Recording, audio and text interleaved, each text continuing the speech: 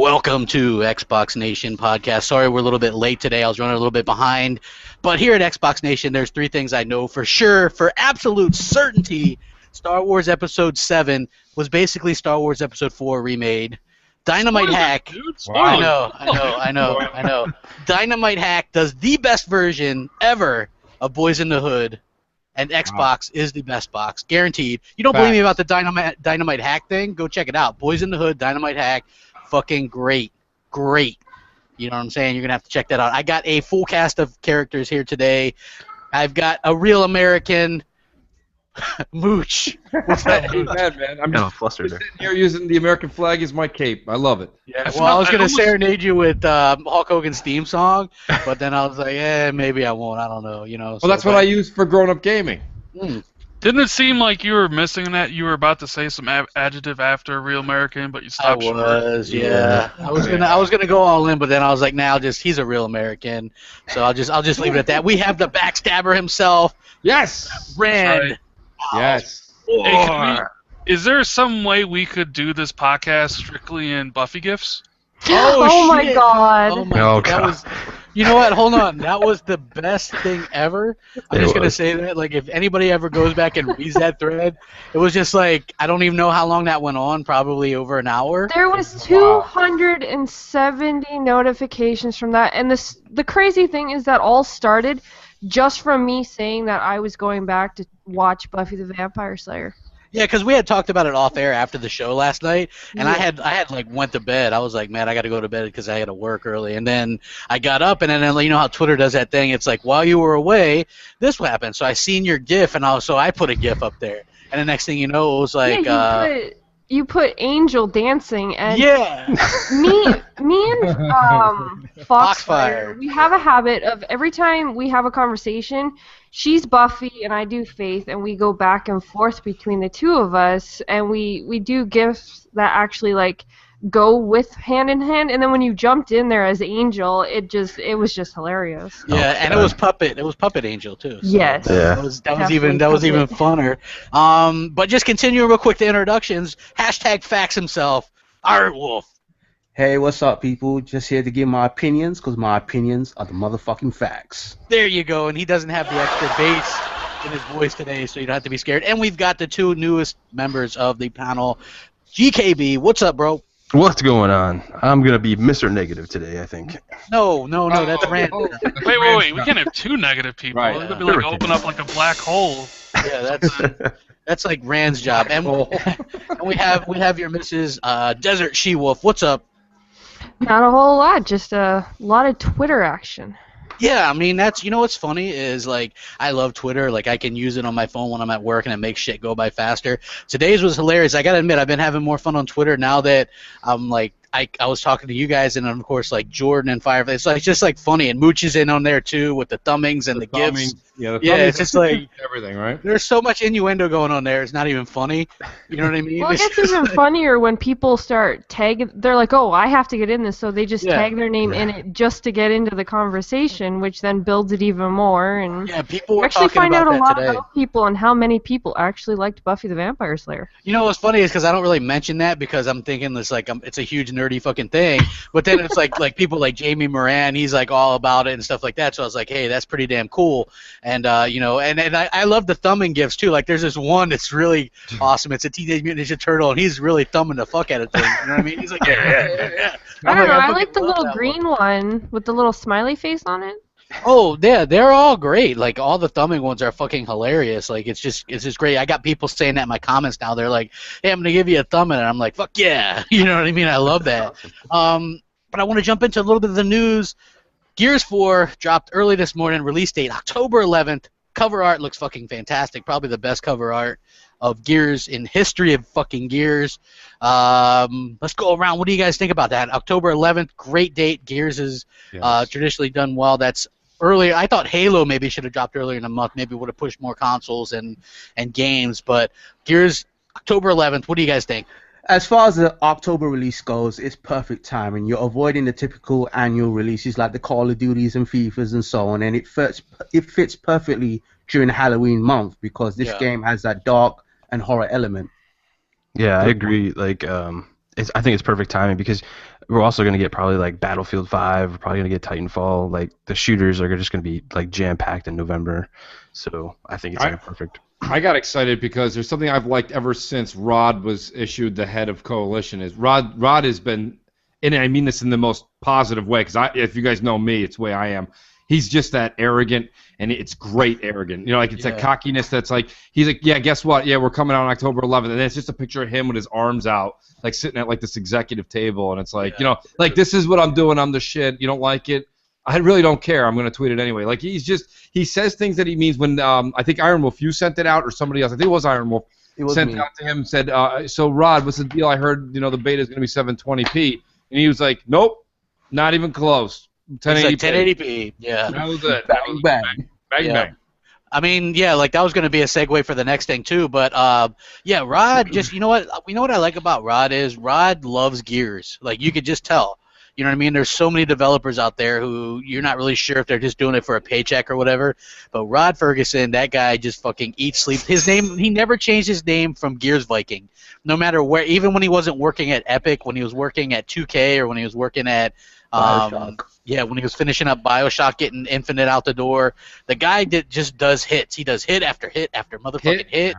Yeah, and he just does really great with it. I mean, he gets shit done. He gets shit done, man. Like, you remember the problems BioShock Infinite was having, and then they brought him on, and it was like, nope, we're getting this fucking game out the door. And I was like, I've never even played a fucking BioShock, but I was like, I'm gonna play this one, and I played it, and I was like, you know what I hope this game does, though, Crap? You know what I hope this does? I hope this propels Rod ahead of Cliffy B, because we just mentioned, look at Rod's resume of games, and then look at Cliffy B. He went from Gears to what was he doing now? It's like Qbert. Lawbreakers. PC. Oh yeah, Lawbreakers. That's right.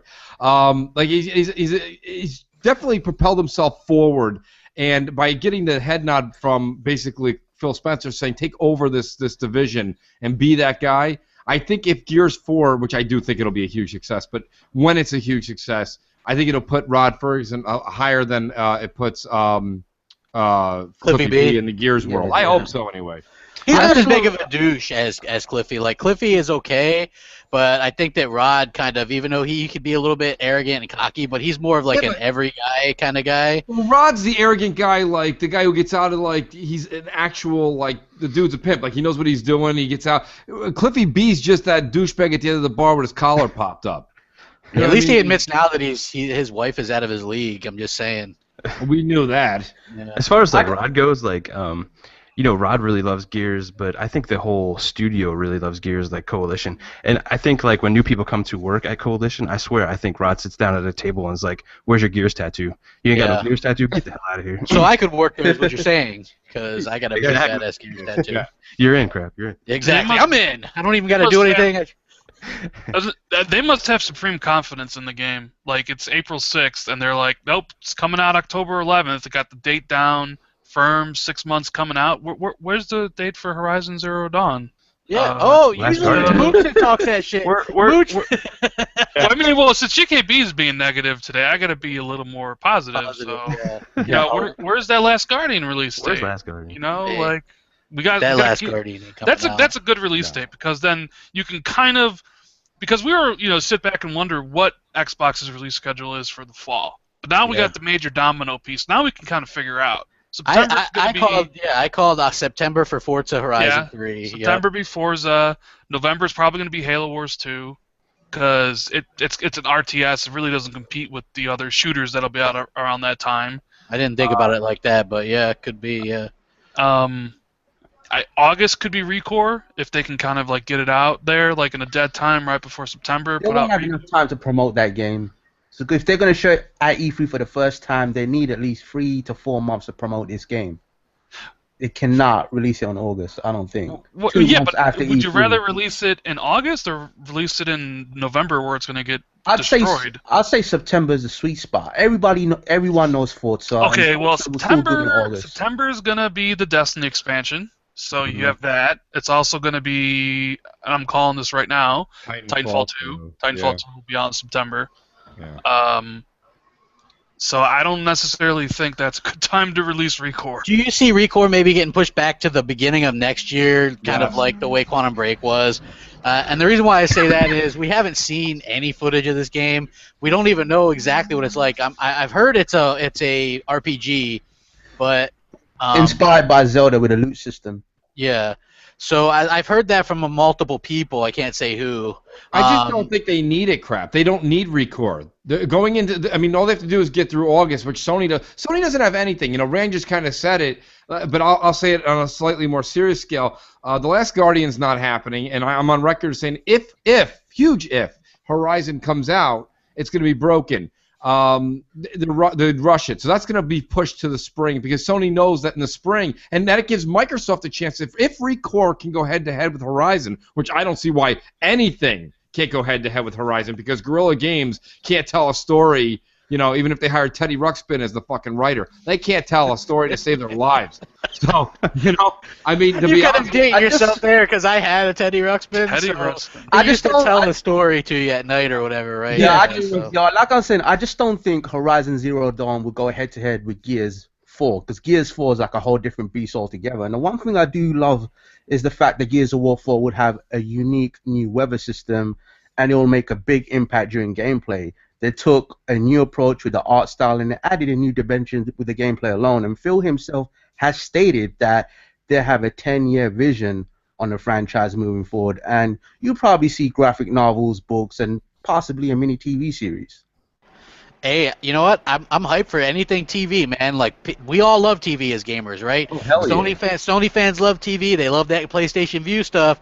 I seen that thing retweeted a lot by PlayStation fans, and then, you know, as far as Xbox fans, we love TV too. I think that TV's great. They go together. You know, TV, gaming, TV, one and the same as far as I'm concerned. Some games actually blur that line, so I don't like to hear any kind of bullshit where people are like, no, we don't want TV, because I think that's kind of bullshit. She-Wolf, are you a Gears of War fan? High and dry over there. Hello? Hello?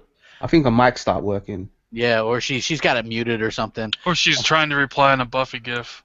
Oh, I'm sure there's a GIF that would be able to say yes, I like Gears. There could be. Yo, Iron Wolf, when you, I mean, because you talked to Rod and he was like 1080p, because there was, I mean, people were already trying to start with the rumor 720p. You know what that was, crap? It was the fact that what they showed to the press, basically they had an early build. It was a pre-alpha. It was a pre-alpha. It was a pre-alpha because Rod confirmed it on the podcast that they were showing the Game Informer podcast. Yeah, I saw that. And that was 720p. But like the build that the public beta that we're gonna get, that will be 1080p, like native 1080p, 60 frames per second. Yeah. So I think that, you know, that's cool. I mean, look, nip that shit in the bud quick. You know, everybody's all like power, this, resolution, but it's like, honestly, when you played through Quantum Break, you're like, why was this ever even talked about? You know what I mean? Like, we all have Quantum Break here. We're all playing through it, so I kind of want to talk about it now that we've got, you know, a couple hundred people here watching. Just initial thoughts on it, you know. Just before we get to Quantum Break, I just want to ask you guys something, especially you, Crap. Yeah. Gears of War 4, the multiplayer beta, like in its current form right now, is 1080p 60 frames. Then why is Uncharted the full game at 900p? I don't know, except for maybe, I don't know. They aren't. Isn't Uncharted the single player 1080p? 1080p 30. Later lower it for the multiplayer, right? Yeah, the multiplayer is 900p 60. The single player for Uncharted is 1080p 30. Maybe what Rod, maybe he left something out, is 1080p on Xbox 1.5. No, they're not doing that shit, man. Because we're playing the beta. We're playing the beta in like 2 weeks. And that's that is true. And you know what's weird? It's a big beta, but they also have a beta for Halo 5 that fucking same day too. Unbelievable. Yeah, the what is that? The Firefight beta. The Firefight beta, yeah. Yeah, and we also are gonna get Crackdown 3 beta as well sometime this summer. Yeah. I can't wait for that, man. Yeah, I mean, look, you know what? This is the thing that I'm talking about. When everybody's talking about hardware and shit like that, right? I want the games. I want to like do the things that we were promised to with this Xbox. You know what I'm saying? Like, I'm interested to see how this cloud works. You know, I mean, there's going to be a lot of crow. I think. Let me answer Iron Wolf's question though. Of course I'm going to slightly step off the beaten path here, but people are sitting here all day and we're going back and forth with how, of course, a lot of the Xbox guys are all on Quantum Break's bandwagon. There's no reason not to be. Remedy's never made a bad game. We all know that. Their record is perfect basically. So we know what we have there. But then people are like, oh, Mooch, don't you see what's going on? Uncharted 4 looks great. If you look at everybody's comments on Twitter that played Uncharted or watched the Uncharted 4 16-minute demo that they sent out, all I saw was really nice glossy mud. I'm playing through the Uncharted collection right now. I don't know. I'm playing through. I'll take it as a laughter. I'm playing through the Uncharted collection as we speak, and literally I'm halfway through the second. I've played them all before, but I never played them all in succession. And by playing them all in a row, boy, the gunplay in the game gets so familiar and so repetitive and so I can just call what's coming next. And I saw the same thing in the 16 minutes we saw with the UC4, the Uncharted 4 16-minute demo they sent out the other day. And everyone's like, did you see the mud hitting the side of the car? Listen.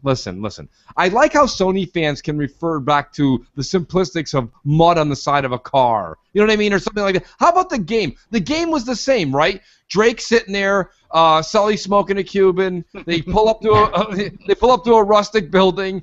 Drake looks like his ass is hanging out, like he's just scared to jump into the 3 feet of water. Hops over the thing, and the guy goes. This one guy's arguing with me on Twitter, and he goes, "But Mooch, didn't you see that now there's a rope?"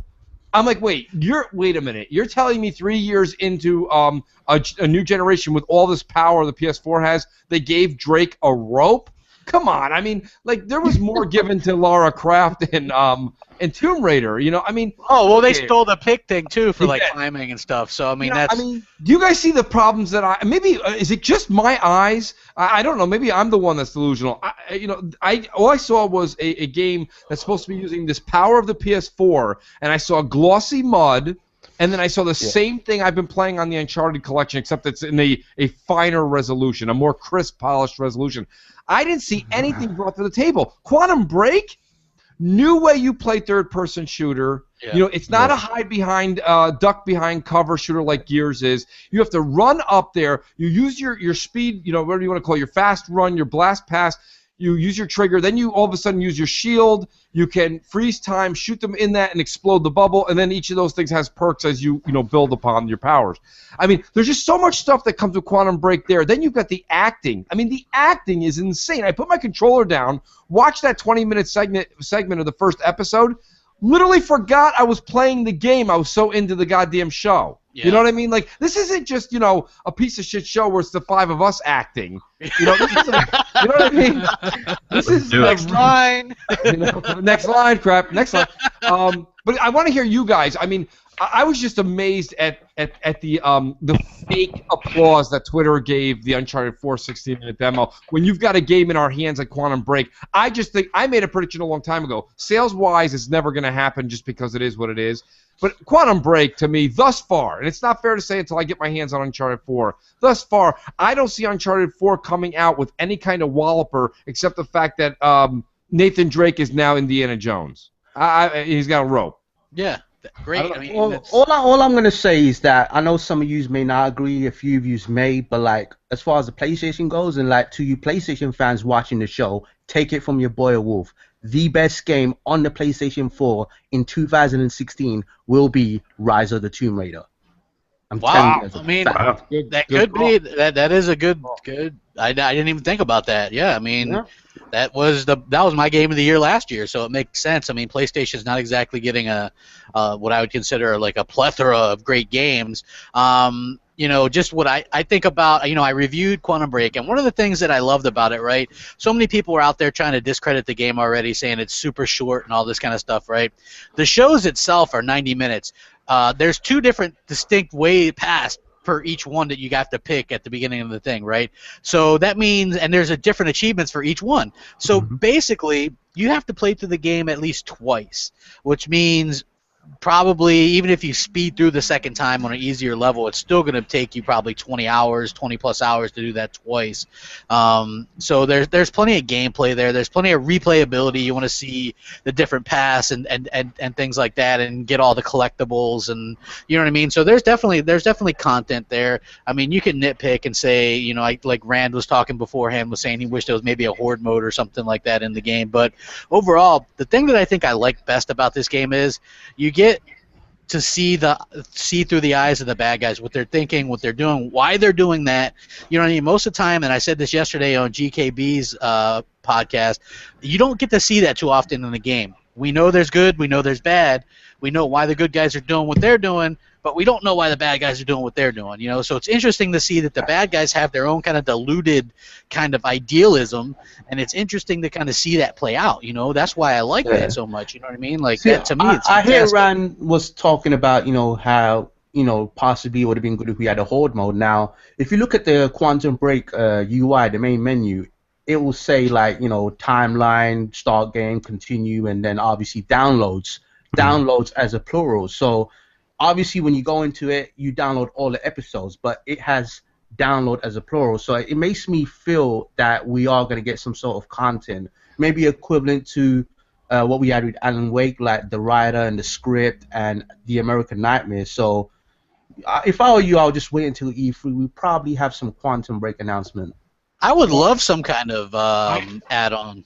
I gotta just give a shout out to Rand. Rand kind of really hit home. I couldn't get on Console Corner last night, but I was listening to you guys. Rand said he thought that this Quantum Break should have the New York Minute.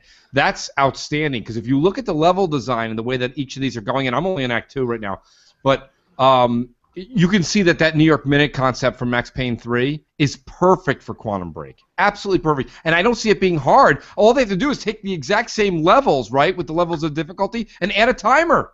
You just got to add a clock.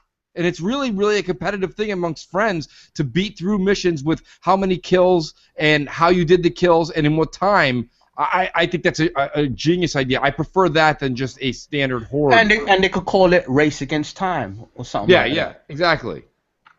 Yeah, I like that. Okay, I'm interested, GKB. What did you think? I mean, what do you think about Quantum Break? I thought it's the best game so far on Xbox, by far. Any console right now. Yeah, it's cool. But I thought the powers were fantastic, and as I was playing through the game, I was always trying to see how many I can chain together and kill these enemies, and just, man, I was like grinning ear to ear the whole time I was playing this game.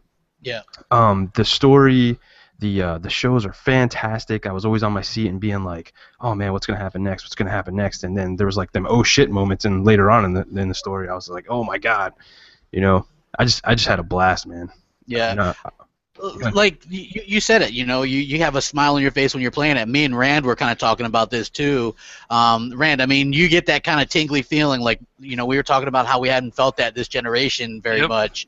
And when you play Quantum Break, you're just smiling. And people are gonna, you know, I've got the trolls all day tweeting me the Metacritic, and I'm like, okay, that's great. It got a 78 Metacritic. You take out the bottom 4, and it's like an 84 Metacritic.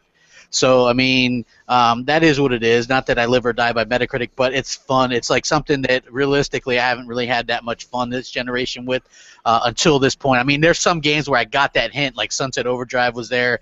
Forza Horizon 2, I was smiling a lot for that. But, like, this is the first time where I'm like, this is that new experience that's, like, doing something different, taking some chances. And I was just smiling, and I was just, like, tingly just playing this damn game. At first, I thought I was having a stroke, and then, like, I was like, no. I was like, I'm just having fun. You know what I mean? So, yeah, I was just having a fucking blast with it. And, Rand, what do you think? I know you haven't beat it yet. So I'm on, like, Act 4, Part 3, right? But, dude, this game turns third-person shooters on their heads. Because, like, when you think of a third-person shooter, you think of cover. You think of bullet sponge enemies most of the time. Not every game has not every third-person game has one.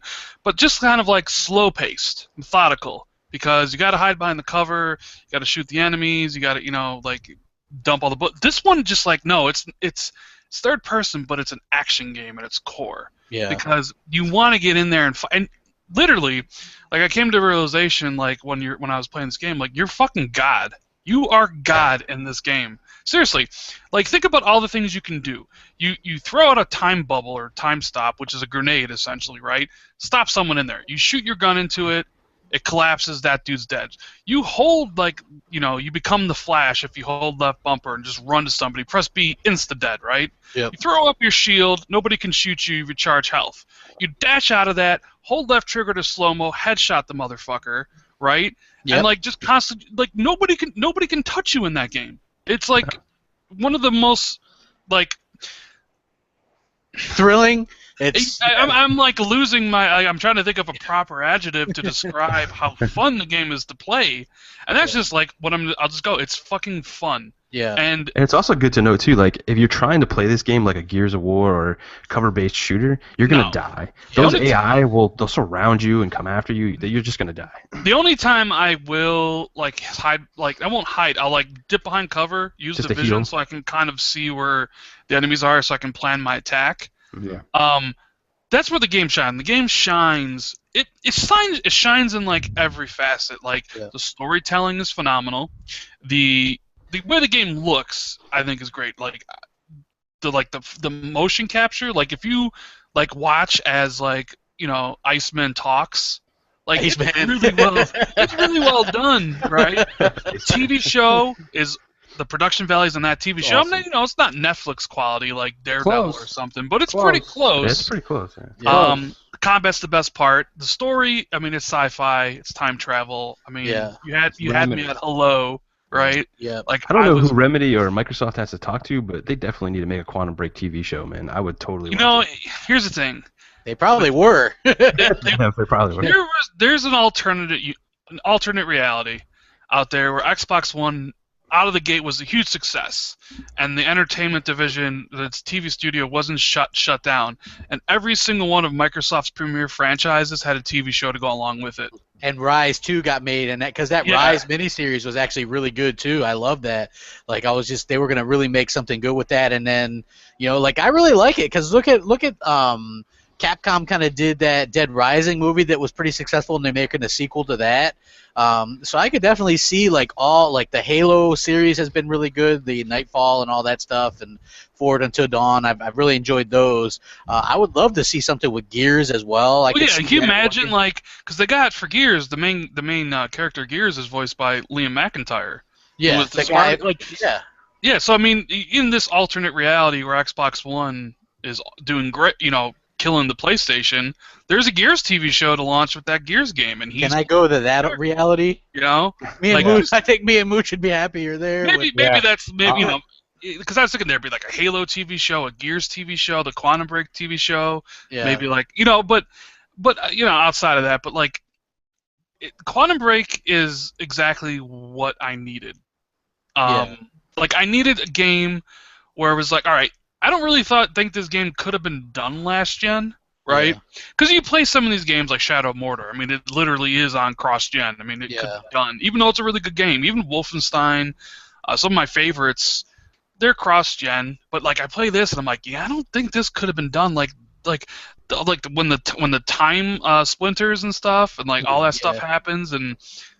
It's really so well done. I was thinking that same thing the first time I had shot some people with the powers, and they're just floating in the air, and you go up and you hit them and they spin around, they're just hanging there, and you just bump them and they the physics just everything spins around, the people will kind of spin or whatever, and you can go up and kind of interact with it. I just was wow, you know what I mean? And that's what I said. I was telling you guys behind the scenes. I was people, that's why I thought this game was going to do really well as far as scores. I'm I've never seen physics like this, and the only complaint that I see people have, and there's always got to be something, is some people don't like the film grain, but for me, that's kind of for me it helps because puts the whole thing, because there's film grain on the show obviously, and then from the cutscene they use the in-game models as well, so that helps the transition. You know what I mean? For me, it wasn't just the film grain. It was just, it felt like it was too much. If they dialed it back a little bit, I think it would have been better for me. But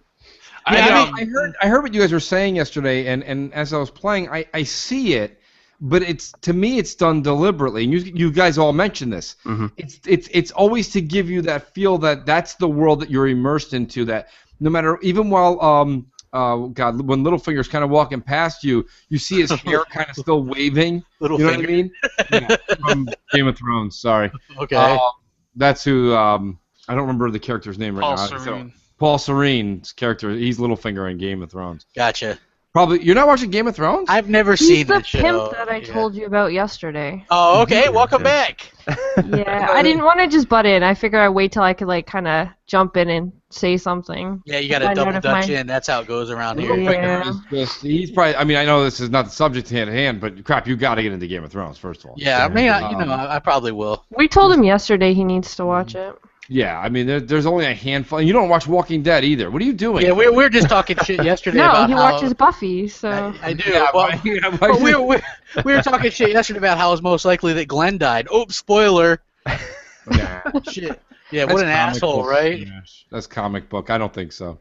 Probably Aaron. He's gonna kill that motherfucker. If they don't kill him, I'm gonna be pissed. They're not gonna kill Aaron. He's not a main. That's why I think he's gone. Because why would you want to kill a main? Because did you watch Talking Dead? A bit of it.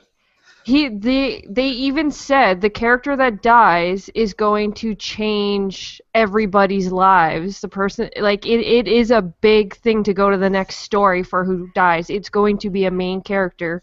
It's Glenn, because then his wife goes on to be some power. You're not supposed to spoil it. Oh, okay, sorry. Welcome, ladies and gentlemen, welcome to Walking Dead discussions. Well, at least you read the comics. Yeah, so yeah, but basically, yeah, that's basically how that shit's got to go. But She-Wolf, since you're here, tell us what you think about Quantum Break. I actually really liked it. I heard you guys talking a lot about the game mechanics and everything, but it's not even just that.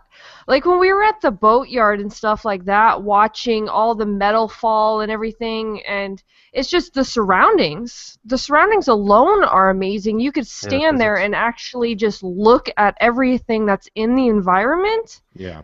And all the detail that was added to it is just amazing. That's a good point, too. Like, Division is really detailed, and like Quantum Break is just as detailed as like the Division is. So that's a good point.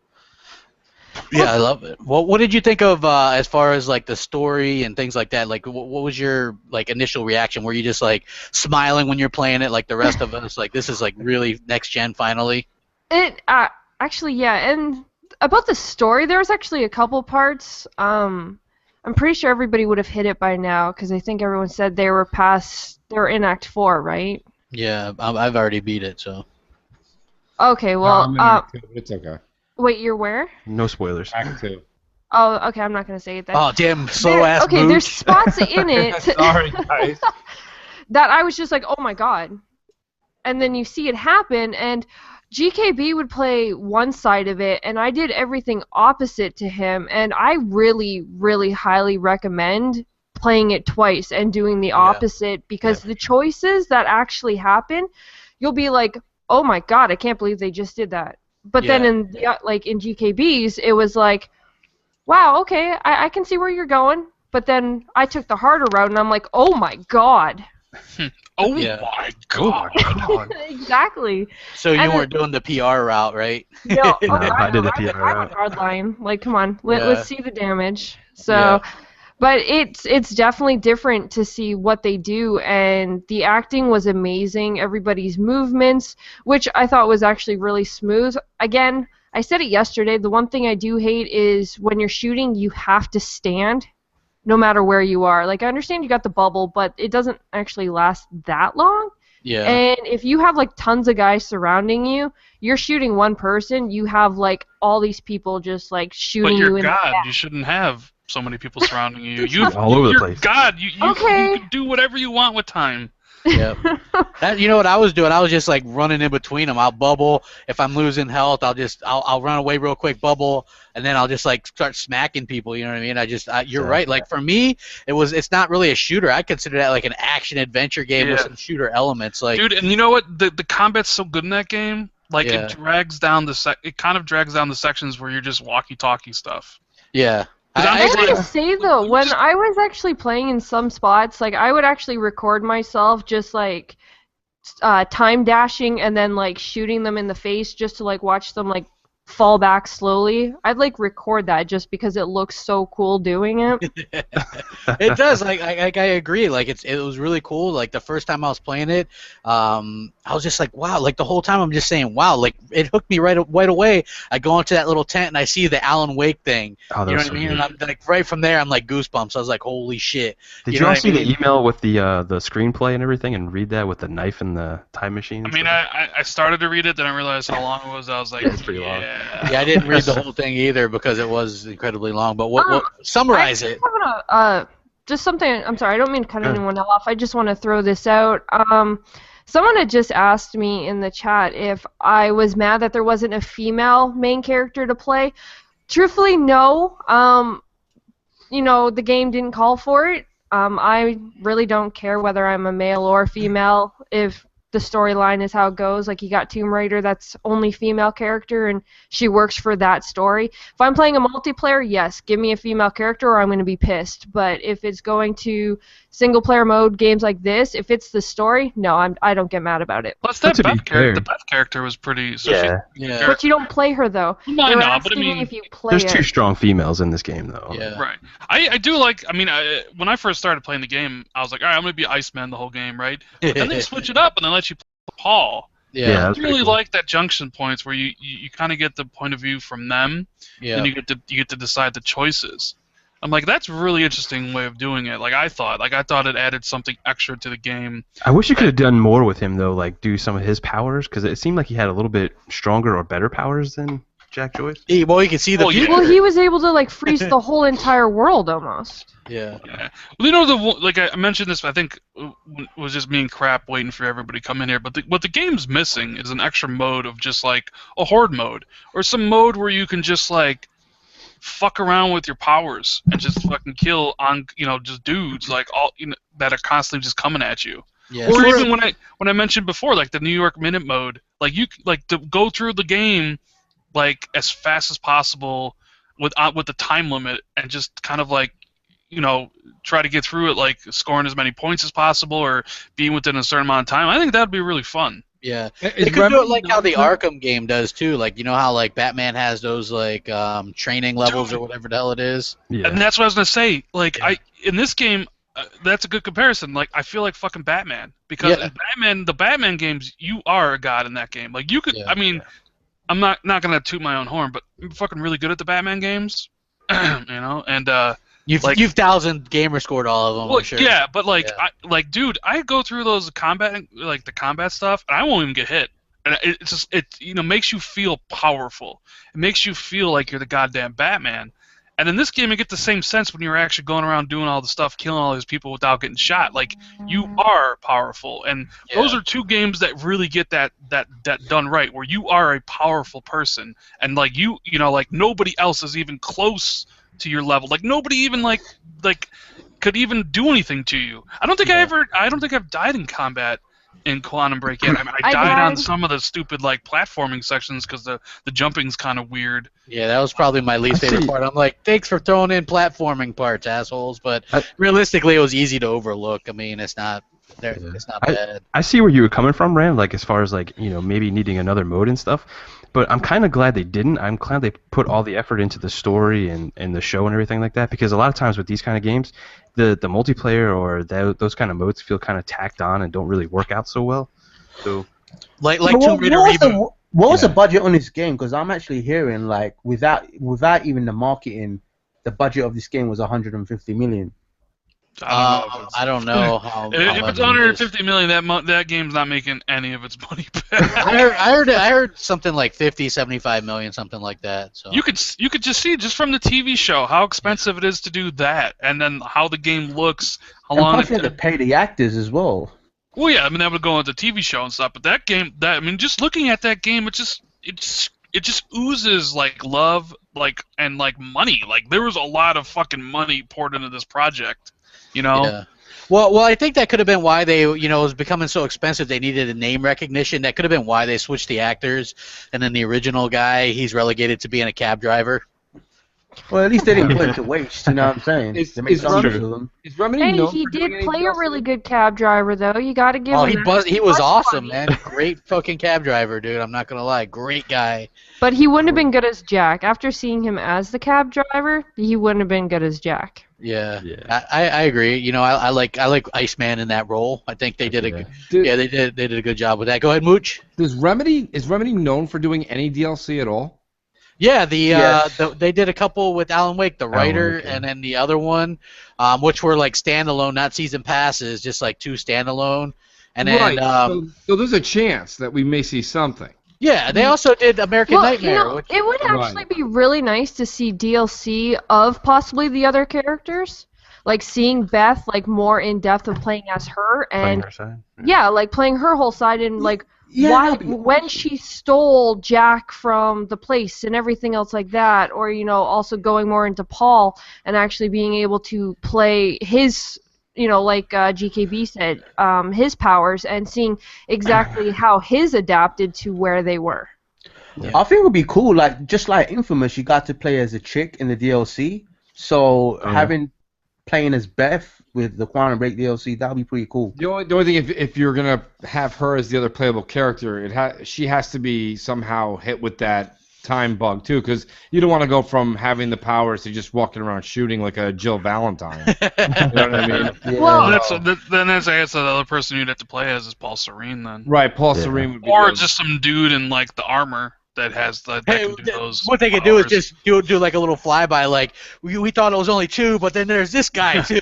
You know I don't know. I just get the feeling that the game's not gonna have any DLC though. You know, like you would figure in this day and age they would be like, buy the season pass, $30, and here's what you get. You know, Microsoft has been avoiding those season passes aside from like the Forza stuff. They've really been just kind of like, hey, you know, just kind of avoiding that stuff. Like we're getting the free stuff with Halo. Yeah, but everybody knows, you know, the Forza stuff is like, well, that's the car licenses. They got to pay for that. So yeah.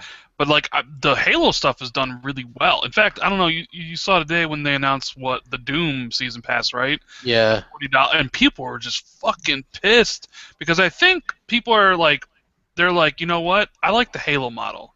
Like I like free stuff every month, like a map. Yeah. Some modes or whatever, and it's free. Yeah, you know, it's supported by the microtransactions, but what would you rather have, like the Halo model or the fucking Doom model, where it's like 3 extra maps, 1 armor piece, 1 weapon, $40, please? Like, well, look, I'll be honest with you, right? Like, Halo came out before Battlefront, but there's way more people and activity on Halo. Right, let's just be honest. There is the DLC doesn't split the community. Right, Battlefront. I'm like, well, maybe I'll get the new maps. None of my fucking friends have the new maps, so it's pointless. It totally splits the community. Why not just do the way that Microsoft did that, and then just do some kind of microtransactions to cover your bases? Because people will buy those things anyway. Most people I know have bought rec packs anyway. So you know what I mean, and they've made millions off that shit. You know what I'm saying? Well, look at the companies that sell even just gear. Like, I bet you the Division has actually sold tons of the Army and the Navy sets for $4.99. Yeah, see, exactly. I mean, there's other ways that these companies can make this money without dividing communities with the DLC. You know what I mean? Because to me, that's just a shitty way for it to work. And there's something with Quantum Break, just going back to that real quick, that's a little bit disheartening that I didn't think would happen already, which is motherfuckers on PC already pirating this game. Right? You pirate it, you get an eye patch on your thing. I get that. To be fair, though, Crap, if you start the game outside of Windows 10, it assumes you pirated it. Yeah, well, people obviously are pirating it, right? I mean... Well, I don't think you can't... I mean, you can't pirate Windows... From what I understand, I don't think you can pirate Windows 10 game, or can't? I mean, I don't know. That's what I'm saying. Like, I was reading that thing, and apparently it's been pirated. Like, I don't get it. Like, I thought that you wouldn't be able to, but it looks like Windows 10 was a requirement for this game. It is, but what people are saying, at least what some I've read, if you start the game outside of Windows 10 or whatever, or some shit, like it assumes you're pirating the game and it'll give you the patch, even though you didn't pirate the game. I don't know, it's something weird. Like I only like looked at it for a brief minute. I didn't actually like read up on it, but I did see that. Yeah. But why would you go out your way doing that shit? I mean, you're not gonna get the achievements and everything like that. So what's the point? they just want to play through it. I'm not sure like the PC crowd really cares that much about achievements. I mean, for me, I'd be like, hell no, you know what I mean? I want to play through and get the goddamn achievements. But it seems like for most of the people, they don't really care, I guess. So, you know, I don't know. Just to me, that's a little bit disheartening because I want to see the game do well because I want to see, you know, like a sequel along the lines or, you know, something along the lines, you know, and this game was obviously very expensive and a lot of hard work put into it. So that was one of the reservations I had about this whole PC shit anyway, was they just pirate their shit for the most part. Not everybody. I realize somebody's going to go, hey, crap, I buy my stuff. Okay, great. You know, you're one of the 12. So, you know what I mean? Congratulations. But, you know. So let me ask you a question, everybody in the panel. So, you know, based on, you know, how you feel about Quantum Break, and you know, it looks like it's going to be some sort of commercial success. Do you think this game, and, you know, not just this game, but do you think the Xbox is going to win the NPDs for April? Because of this game. I think it's going to. There's none on the PS4. Like Uncharted, you have to wait until May the 10th. Yeah, I mean, not just that, but you also have the price reduction down to $299. You've got this game in it with Alan Wake. Listen, if people aren't buying this, like, to be honest with you, it's not even the fact that the generation, it's not about going down the path of like that sad state. It's actually a sad situation that people call themselves gamers are. I mean, this is a better console. You're getting more exclusive games. You've got leadership that's listening to the consumer. You have a better controller, a better online. These are things that just matter when you're talking about gaming overall, just as the overall, you know, the bird's eye view. And then you get into the nitty-gritty of the stuff we're talking about with the actual detail of the games and having Remedy, etc. But now, on Monday, we're going to find out in the UK where we hit #1. I'm sure it hit #1 in the charts anyway, but in my local store, like, the physical copies are all gone. They're only selling digital codes now. Yeah, I know it did extremely well in the UK. I don't know how it's doing over here. Listen, I think She-Wolf said it yesterday. I had said it on Twitter yesterday. Here's what I noticed was, okay, when Call of Duty comes out, unfortunately, I saw it with Halo, and then I saw it in The Division, and then I saw it with Quantum Break. When you look at, and somebody was like, Mooch, how can you tell? What do you think? Your friends list is the judge? It's not that it's a judge, but it's a good group of people to see. When you go down and you see 80% or 75 to 80% of your friends list is playing Quantum Break, like, you know that's probably a lot of people's friends lists. I mean, I don't know. I think it did very well here too. Yeah, I said 80% of my friend list were playing Quantum Break.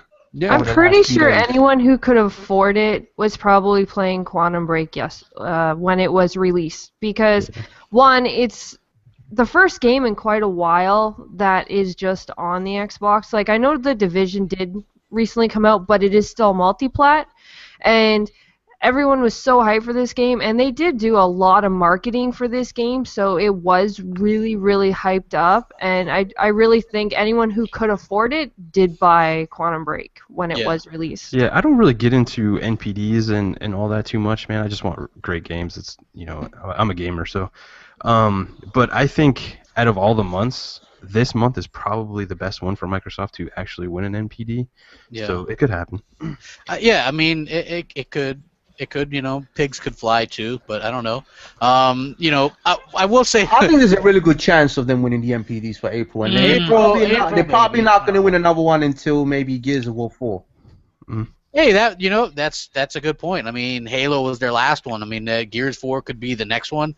I don't really know, but you know. Well, that depends if they decide to release something in August, like they did with Gears Ultimate Edition, and Rare Replay were both actually released in August. If they pull something like that again, I'm sure they could. According to my insider, they're releasing 50 games for $50. 60 games for $60 or whatever it is. Yeah.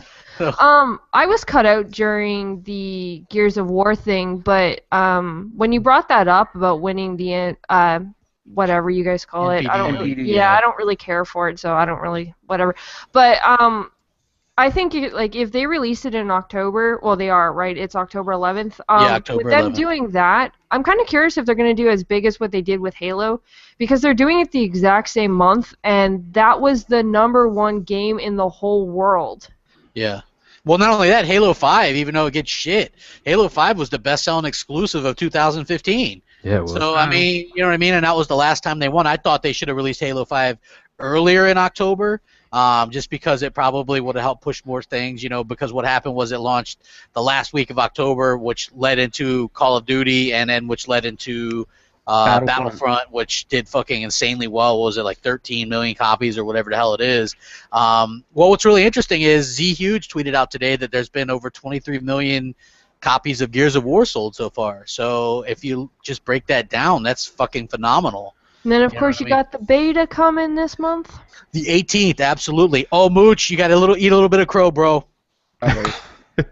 Adam motherfucking Ellen DeGeneres Boys congratulated Remedy and Microsoft. I'm not going to eat any crow.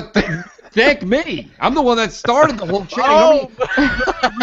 You know how many retweets I got starting from 7:30 this morning when I wrote that? Yeah, I was retweeting it too. Yeah, that was like 1,000 retweets. That was the highest I've ever gotten. I think it got up to somewhere, and then you finally get Ellen DeGeneres lookalike actually sent one out, and it was the most heartless.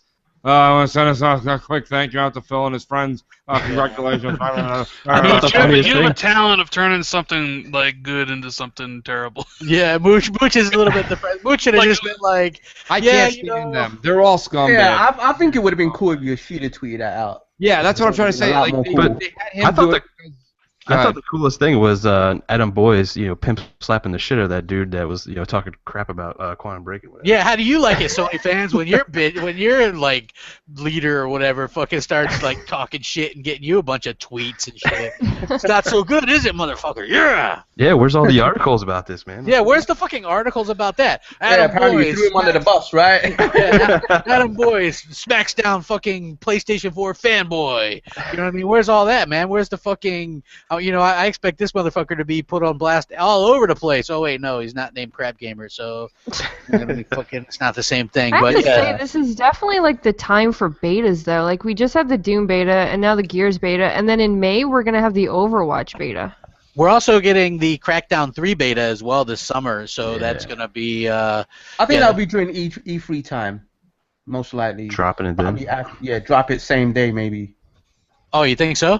Yeah, that could be a surprise, yeah. Hey, that would be... I'd be pretty kicked. We're definitely going to get some kind of beta, and we get to test it same day, like we did with Gears of War Ultimate, and I believe Crackdown will be that game. Oh, okay. I would love that. I think that'd be fucking fantastic. I don't think that's... I wouldn't fight that at all. What confuses me about the whole thing is that they're saying Crackdown 3 multiplayer, but like, is it a beta, or is it a multiplayer, where you get achievements and... I hope it's a beta because I want them to wait and launch the game when it has when it's ready, not fucking, hey, here's the multiplayer, yeah, and then we'll patch in the fucking single player. How half-assed would that be? I mean, seriously, I'm not gonna sugarcoat it. I don't want them to fucking do that. I want the full game, That it could be part of a great game preview. You never know. Yeah, I guess it could be, but I just would rather have the whole fucking thing, in my opinion. You know what I mean? I don't. Yeah, I agree with you, Crap. I hope it's just a beta game come out later. Exactly. And we talked about this yesterday on Console Corner. If you guys could pick one after playing some Quantum Break, Alan Wake 2, Quantum Break 2, and why? Go, go, go, go. Both. I'll tell you after I finish Quantum Break. I want to see how it ends. Oh, it's a good ending, bro. It is. Is there after credit scene too, right? Yes. Yes. So don't skip through that. I do love me some Alan Wake, and they're hinting heavily at it. So I mean, like it'd be like fucking a chick giving you blue balls, dude. That's what they're doing. Like if you're literally gonna have like a 2-minute trailer for Alan Wake in the game, a live action trailer, plus like the mentions. I don't know if you saw Crap, but like Jack's phone. Yeah. It's the fucking theme song from Night Springs. And then there's okay. Like the Twilight Zone thing they had in Alan Wake. Like there's so many Alan Wake things in that. It's like seriously, like Remedy, I love you. Just don't give me fucking blue balls, man. Like just don't tease all this Alan Wake stuff and then not deliver. Not do it. Not go through with it. Like if do Alan Wake 2, I don't even care if it's like short, like American Nightmare. And then go Quantum Break 2, that's be perfectly fine. Whatever way, like... They have the engine done. I don't see why they can't do, do something along those lines, you know what I mean? I think that would be fucking pretty cool. American Nightmare was still about 6 hours, and you know what? They had sort of a horde mode in there. You know what I mean? Yeah, so, so I could definitely see them doing something Aaron Greenberg said Quantum Break took like 3 years, so maybe they could work a little bit faster, get a little fire under their ass. Plus, their studio's not big. I think they only have like 80 people that work. Yeah, well, that's what they had. Yeah, aren't they hiring right now? Yeah, they are, because they're obviously obviously Quantum Break's done, so they're doing be starting up or going in production on their next game, whatever it is. Hopefully, we find out soon. Yeah, like I'm just happy because it looks like they're going full board into their next game. Usually, when there's a they hire up, build up, do a game, and then lay people off right after. You know what I mean? They start to slow down a bit. I'm glad that they're ramping up for their next project like right away. That means like they probably got some heavy backing from Microsoft. So I'm hoping that that Microsoft is really getting in good with them. I think if there is an Alan Wake 2, that'll probably be a multi-plat because Remedy owns that IP, unless Microsoft owns the publishing rights. I believe Microsoft owns the publishing rights. So one more Alan Wake. Yep, they have publishing rights to 3 Alan Wake games. They actually gave Remedy permission to seek a publisher for the PC version of Alan Wake. So no matter what, it would be. I mean, I guess it's possible Remedy could buy themselves out from that stipulation if they really wanted to. They're such a small unit, though. I wouldn't see why they would want to break away from Microsoft. Like, doing all the funding and publishing and shit anyway, you know what I mean? Like, that stuff's expensive. They've got a really good relationship. That's like saying, who the hell is that Quantic Dream or whatever they do? They do like Beyond Two Souls and shit. They're basically their Remedy. They're not owned by Sony, but Sony publishes their games.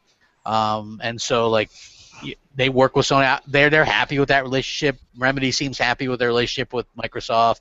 I would actually like Microsoft to buy Remedy, and then I'd be kind of happy, just because I would, they would own Alan Wake then, and people would stop. Like, nah, it don't fucking matter to me anyway. As long as I get the games, I don't really give a shit about the rest of it. So, it seems like they're happy to be independent anyway.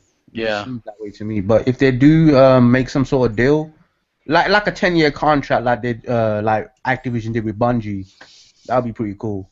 Yeah, I wouldn't mind that shit at all. I think that would be they've fantastic. already had a 10-year relationship anyway, so why not another 10 years? You know what I mean? Yeah, I don't see them breaking that up at all, man. Like, Microsoft just gives them a bunch of money and the time to do whatever they want to. They're like two peas like 2 peas in the pod. You know what I mean? Yeah. Yeah. Why would they go anywhere? Yeah, absolutely. Just switch it over. I was going to talk a little bit about some PS4 stuff that came up. There's new Uncharted 4 gameplay. Mooch, I know you were a big fan of this gameplay, so why don't you give me some... The Uncharted 4... I'm yelling at the entire chat room. Okay. The Uncharted 4 the Uncharted 4 16-minute gameplay that just came out. What did you think of that? Well, basically, I mean, here's the thing. It's what I've said all since when it came out yesterday. I must have done 15, 20 tweets on it. It's good. It's nothing to say that it's bad. It's fine, but it's just the same thing. I sat there. There was nothing. I liked how they were like, and now Drake will go up and he'll actually climb next to Sully, and he'll stand here and watch him hit the triangle button, and then and even. As annoying as it was, I was bummed out because as you got a collectible, the same little icon pops up in the corner, the same little everything that happened in Uncharted 1, 2, and 3, and nothing. I mean, all I saw was a higher resolution, a polished version of Uncharted 3. That's all that was. Like, a bunch of people who remain nameless on Twitter was like, "Oh my God, are you guys looking at this?" And I was like, "What, glossy mud?" I don't know why. Why are we excited? Like, what did Naughty Dog bring to the table today? The 16 minutes isn't a 1-minute clip. 16 minutes is them saying, "Hey, here's a substantial part of something." Yeah. Like, I'm supposed to get excited that I can use a winch on the side of a Jeep. Like, I don't understand why. That's a game changer, bro. That's a game changer, right? Exactly. Like, that's insane. Like, but this is the hypocrisy. This is why we're all here right now. Okay, we're all here right now because this is the ridiculousness that is the gaming community. You have this nothing of a game that's about to come out with Neil Druckmann and his skeleton crew They're putting out this little nothing. You know, people are tweeting me that shit. Not bad for a skeleton crew, right? Crap. And I'm like, that's not even my fucking line. You're tweeting the wrong motherfucker. That's my line. Oh, that's Mooch's line, man. You know, and like it's. What did you guys forget about me for a second? Go down the panel. I want to hear what everybody thought was new, refreshing, and crisp. That's coming May 10th that you got from that. 16 Okay, like they've added a few features in the game, like you could mark the targets and your enemies have like alert statuses. They have added up. They copied that from Metal Gear, right? What else do they have? Does it go where when they've been alerted? I'm not too sure if it goes but yeah, like 16 minutes of that gameplay was just dead on boring. I was bored out my I didn't head. watch the whole fucking thing. I skipped around it. And I mean, because most of it was just driving, and that's all it was. And like Mooch said, I just saw nothing but shiny looking mud on the floor, and that was it. Well, it looked like they were trying to give models look the like illusion the character of models open world. The character models look like the beta, so nothing has changed in that aspect. Yeah, it has some open world elements. I'm not saying it's going to be a bad game, but it's not going to be anything groundbreaking. Yeah, for me too. Like, I was watching this 16 minutes here, and the game is pretty. And before I get even further in this, I'm a Tomb Raider guy. There's that whole like, Uncharted versus Tomb Raider. I'm on the Tomb Raider side. I'm in that camp. So, take my opinions for whatever it is. But I thought the game looked really good. The graphics look amazing. Some of the effects are really nice, but it's nothing we haven't seen in any of the other gameplays or anything new or interesting that anything else hasn't done. So I don't know. It wasn't just. I thought it was boring, honestly. Yeah, I'm hearing rumors that it's gonna have co-op play, but I don't know if that's gonna be true or not. They would have already announced that shit, right? I mean, yeah, that's what I'm saying. 3 weeks out. Well, that's what I'm saying. Like, I'll talk about it now because the game's like a month away from launch. Did this game actually go gold yet? Yeah, they finally after they made sure they had enough discs. They they went ahead and shipped it out. Did you see the disc that Neil Druckmann held up in it when it said "Gone Gold"? Literally, it was the same disc that somebody put Boys to Men on a week before. What a cheesy looking disc that was! Like when Quantum Break went gold, you had Sam Lake standing next to two life-size, like human being 5'6" size bottles of like I don't know if it was Moet or Chris, like expensive champagne looking like a pimp, and then you got Neil Druckmann who looked like an unemployed actor, like holding this disc up, like a disc that you made for your ex-girlfriend in high school. God, like I hope Neil Druckmann's not at E3 when you're there, Mooch, because I got a feeling some shit's gonna go down. Hey, listen, I'll drop his string bean ass in a minute. I'm not worried about him. I'm not worried about him at all. He's like 150 pounds in a soaking bag, but whatever. That's not what we're here to talk about. Like my whole point is just like he's like. Hold on, I can already see the videos tomorrow. Mooch threatens Neil Druckmann. You know what I mean? Like, come on. That's completely defense there, crap. My whole thing is this. I just think that the hypocrisy in the community amongst all gamers is ridiculous. They come out with nothing. They showed 16 minutes of nothing, but yet you have Greg Miller and his dedicated cast showing the excitement and the insanity behind it, and they're gonna preach that game for a month, and he's got 100,000 subs. Crap, you know what I mean? Yeah. And they all link each other. It's not just Greg Miller and his 100,000 subs. It's Greg Miller and his 100,000, and he's friends with all those, like that redheaded girl from GameStop. He's friends with, and he's friends with that other guy who has a big channel. You've got 300,000-400,000 people that are gonna link all of his shit together. You know what I mean? And Yoshida has this in his pocket. What is he paying for? Greg Miller's like rent in that cheap ass San Francisco apartment he films everything out of? Like, yeah. I mean, it's insane. That's what I'm saying. When people say, "Are they getting paid?" I don't know if they're getting paid. Are they getting a check? No, they're not getting anything that's taxable. Okay, but they're getting hand-me-downs. Well, like the rest of these sites do that too. I mean, like people are like, "Well, what would a site have to gain by giving Quantum Break a bad score?" And I'm like, okay, you be that site, right? And I'm not. This isn't necessarily Giant Bomb, brand. So I'm just saying in general, an Xbox One exclusive comes out. I'm going to give that game a bad score. Why am I going to give that game a bad score? Because I'm going to have every Xbox fan in there clicking on that to defend the game. I'm going to have every Sony fanboy in there clicking on it to say, ha, your guys' exclusive sucks. You know what I mean? Like, that's exactly why you would do something like that. It's like, there's always that guy, you know what I mean? It's like, I can respect, like you, Mooch, I can respect a 6, a 7, an 8. I can at least understand those scores. You know what I mean? But it's different, and so that's how these people get paid. They rely heavily on the AdSense. You know what I'm saying? Like that's what these sites kind of rely on, I guess now. And did you hear the who was that? Game Trailers reformed under a different name now. Yeah, Easy Allies. Yeah. So, they gave Quantum Break a 9.5. Yeah, did they? Yeah, they did. Oh, Mooch in your face, Mooch! Mooch, someone called out Mooch, because Mooch was like, yeah, Game Trailers is down, and then Game Trailers came back as Easy Allies, and they gave it a 9.5, and Mooch retweeted it, and someone was like, Mooch wanted Game Trailers to go down, but now he's retweeting them when they're giving good scores to Xbox games. Yeah. But here's the thing, isn't it funny? Boo Xbox, boo Xbox, you're out of business. Yay Xbox! Yeah. So who's the real douche? Not me, dude. It's them. I love how you guys got to understand something. I know you guys like to just report who has more subs and things like that, but look at what we're actually trying to do here, okay? It's not me I don't get paid for this shit. You know what I mean? These guys get paid for this shit. Like, you had a company that booed Microsoft for 2.5 years. They booed themselves right into the unemployment line. Now, the minute that they switch over, somebody was like, okay, guys, new strategy. Yay! Somebody did a slow clap. You know, I mean, like, of course I'm going to go ahead and retweet it. You know? I'm not the hypocrite. You know what? I'm glad that you said that because I was thinking the same thing, Mooch. I was like, these are the guys who got blackballed by Microsoft, right? They were one of the ones that ran with that whole, we got a console for you, Don Matrick bullshit, right? Like hating on Xbox and all this shit, right? They really were harsh to most Xbox games. This could be them saying, hey, we're going to be a little bit more easier because they really were just more focused towards PS4. You know what I mean? That's what they were. Their audience was the PS4. Like they were like, fuck Wii U, fuck Xbox One, even fuck PC. And I've heard that from multiple people. If you weren't PlayStation 4, you weren't shit to them. So hopefully this opened up their eyes a little bit, and that's how it is. Like go ahead. Well, I was surprised you guys didn't mention the big thing I took away from the Uncharted 4. Like I was waiting for one of you guys to mention.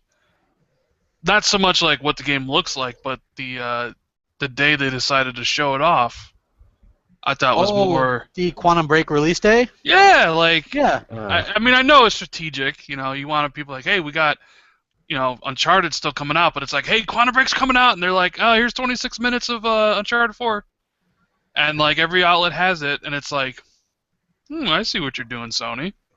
Trying to kill off the hype for Quantum Break, I guess.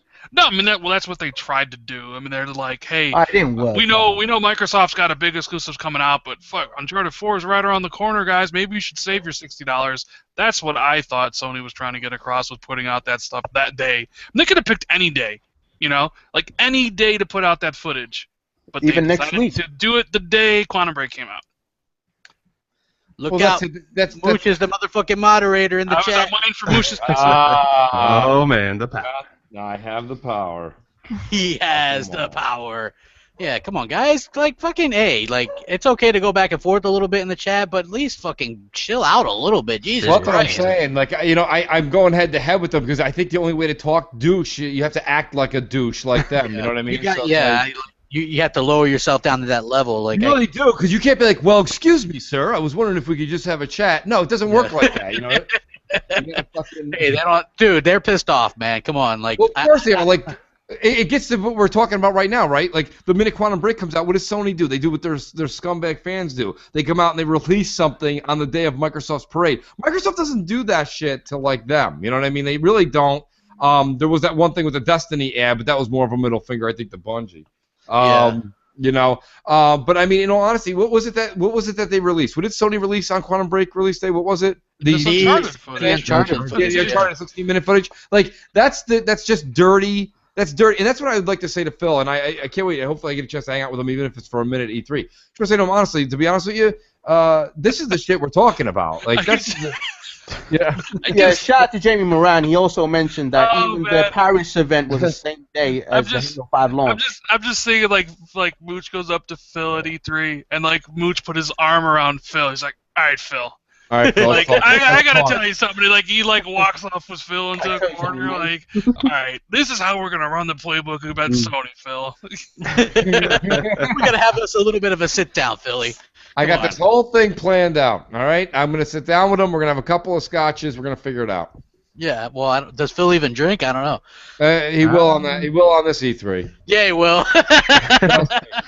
The Mooch will be like, here, have a drink. Well, Mooch, you're definitely not going to get. There's not going to be any dances there. That's a damn sure. Yeah, I know. Thanks for ruining that parade.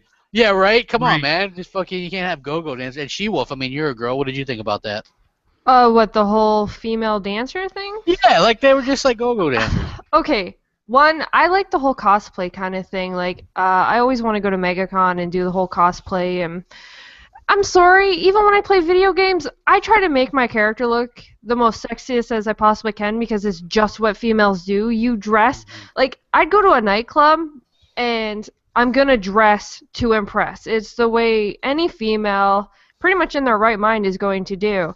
And these girls, it's not like they had a gun pointed to their head. They had the option to do it. And they were just, okay, best example that somebody actually quoted is that, think about Britney Spears' Baby One More Time. Uh-huh. Was there really much of a difference in their outfits? No. Oh, I'm thinking about it all right.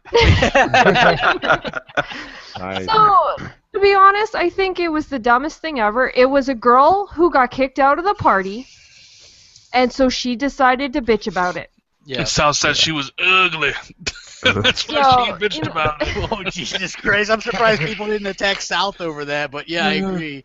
Hey, I think it's fully true. And to be honest, I believe she was posting half-naked pictures of herself on freaking Twitter and Instagram. So don't go telling me that you're all offended that these girls are wearing these suits. They're being paid. They're there to entertain. Heck, even when I go to, like, parties and stuff like that, or heck, I've been to strip clubs.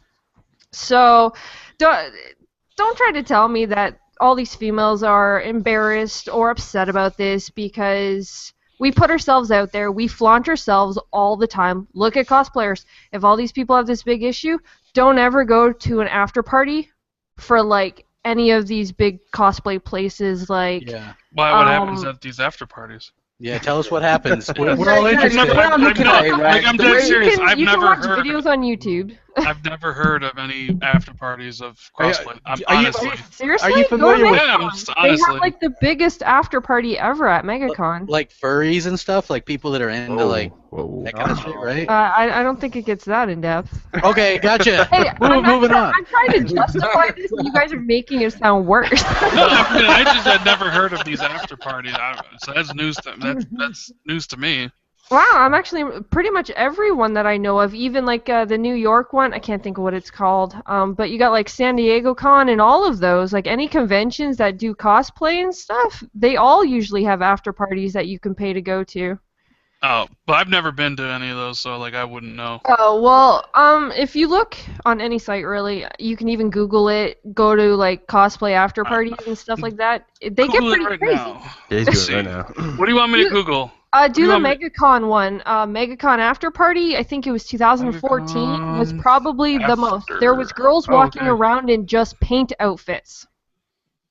Okay. Like nothing else. MegaCon after party. I'm Oh yeah, I see it. Okay. keep on, guys. Jesus Christ. I have everybody I just look looking at dancing as a form of art. Holy at the end of the shit! day. It is. You're getting paid It to really be is. entertained. And Hey, this you girl's know, got Raphael or Teenage Mutant Ninja Turtle painted on her boob. yeah. So you know, I wish And everyone would have pointed out the main. Pizza on the other one. Interesting. Yeah. I It's a form wish of they would have entertainment. pointed Getting out paid the to fact dance. that the title was After Party. Yeah. It was not a company party. It was not titled Convention Party or anything like this. It was titled After Party. Jesus Christ. And that's what you know get what? after parties. I think that Did she really get kicked out of the party or anything like that? you know what? She was tweeting. There was like 2 people tweeting, right? That was it. Out of everybody that was there, everybody else you know SJWs out there. They do it If for I can find attention. the That's all actual it is. link, if I can find the actual link again, there was actually one of the dancers there. She wrote a blog and actually said what happened. And she even said herself she was not offended in any way. Everyone was respectable to her, and she would do it again. Well, you know what was funny was they weren't like that scantily clad. Like I've been to nightclubs and stuff where the servers dressed way worse. Oh, yeah. You know what I mean? Hello, like Hooters. Yeah, exactly. Well, and like I don't think so. I don't think it was bad at all. I thought it was stupid, but it's like Microsoft just can't catch a break. You know what I mean? Like this is the funny thing. People were trying to say Microsoft was sexist or whatever. They're the only company out of the big three that has women that are visible. You know what I mean? When has there a woman been on the stage for Nintendo or anywhere visible for Nintendo? Where has a woman been visible for Sony or up on stage? Crap! You don't remember? Don't remember Cammy or Kimmy for those years with the Wii? No, I guess not. I wasn't. Oh my God! She'd have been like smile, and then she'd come on before or after fucking My Body Is Ready, Reggie. Oh no, I don't. I guess I must have missed that. Yeah, you must have blinded that in memory. She was there for a few years, and it was like the worst parts of the Nintendo press conferences. I don't think Sony. Yeah, do they put? I don't think they do. They don't. And then look at Microsoft. They have Shannon Loftus goes up on stage. Bonnie Ross goes up on stage. Kiki Wolfkill is a big part of 343, and she's very vocal. Bonnie Ross is the head of 343, and Shannon Loftus is the head of Microsoft's first-party publishing studios. Yeah, well, there was also females at this party. There's actually one picture where there's actually two females standing right beside the female dancers. Yeah. Somebody messaged me on that, and they're like, well, there should have been guy dancers then. And I was like, nobody wants to see that. Yeah. Sal said he would they were just doing it for attention. That's all it was. Yeah, it was like, phony outrage. It's like the same people that call everything racist nowadays. Everything's racist according to everybody. You know what I mean? So, hey, fuck them. You know what I mean? You guys fucking think that shit's racist. Okay. Well, it just means that no more parties like that. Yeah, I mean that's unfortunate. That's unfortunate. I feel bad now for Microsoft. Or they'll have the parties, but they just won't. You can't bring your phones in or anything. Yeah, or they won't officially say that it's a Microsoft party. Yeah, that was at a fucking after party anyway. You know what I mean? It was a club setting. You got music. You got some girls shaking their ass. Who cares? PS4 got a firmware today, 3.5. This one's huge, guys, because welcome to 2005. You guys can appear offline if you own a PS4. Congratulations. Nice. Congrats. Yeah. Did we get folders?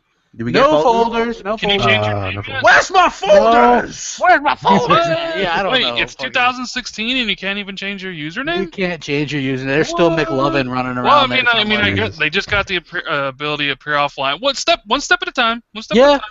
There you go. That one step at a time. But you can now stream PS4 games to PC, Windows 10, and Windows 8. Well, I heard the resolution was like 720p or 540p. You're right, 540p, 720p, guys. They can only stream to... Did you guys hear, though? Xbox One can stream to PC at 1080p 60. I mean... Ooh. Uh-oh. But I thought PlayStation people didn't like Windows 10 and Windows 8. And they don't like 720p either, but PlayStation likes 720p, and apparently streaming from Xbox to PC is 720p, so maybe that whole resolution stuff is just bullshit to push a narrative, because PlayStation 4 fanboys will fucking pick whatever bullshit they can to try and put down Xbox, and maybe so it won't really matter.